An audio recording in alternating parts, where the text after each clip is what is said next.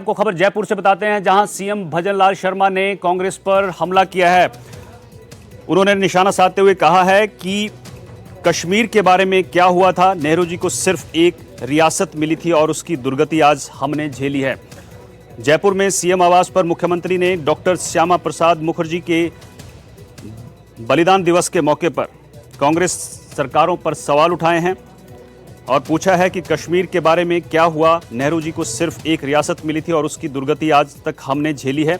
सिर्फ सरदार वल्लभ भाई पटेल में देश को एक सूत्र में उन्होंने बांधा था और अखंड भारत का निर्माण किया था। सीएम के इस बयान पर पूर्व सीएम अशोक गहलोत ने पलटवार किया है और कहा है कि कांग्रेस ने देश को एक सोच दी है और क्रांतिकारी फैसले लिए हैं।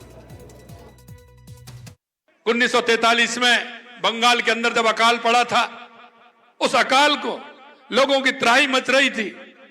उन्होंने उस अकाल में गांव-गांव जाकर के, शहर-शहर जाकर के उन लोगों के उदर पूर्ति का काम किया और सबका सहयोग करा करके लगातार 4 साल तक अकाल पड़ा। उसका निदान भी उन्होंने आजादी से पहले उसका किया था। तुष्टीकरण के आधार पर, देश के 2 टुकड़ों के आधार पर उन्होंने कहा कि यह दृष्टि ठीक नहीं है।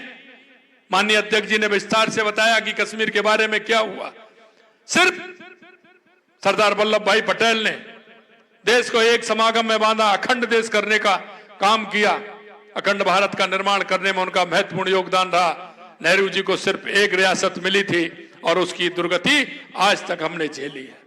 तो जो राजीव गांधी ने महिलाओं के लिए या जो शेड्यूल कास्ट के लिए या जो उन्होंने कदम उठाया, 21st सेंचुरी की बात करी, यार मोबाइल इंटरनेट की सेवा कैसे आ गई देश के अंदर, तो ये तमाम बातें मैं इसलिए बोलना चाह रहा हूँ इस मौके पर कि कांग्रेस ने हमेशा आज़ादी के पहले भी क्रांतिकारी कदम उठाए जब आज़ादी मिली, चाहे गांधी जी थे, चाहे पंडित नेहरू थे, या मौलाना आज़ाद थे, या सरदार पटेल थे, और आज़ादी के बाद में बड़े क्रांतिकारी कदम उठाए, सोच दी देश को।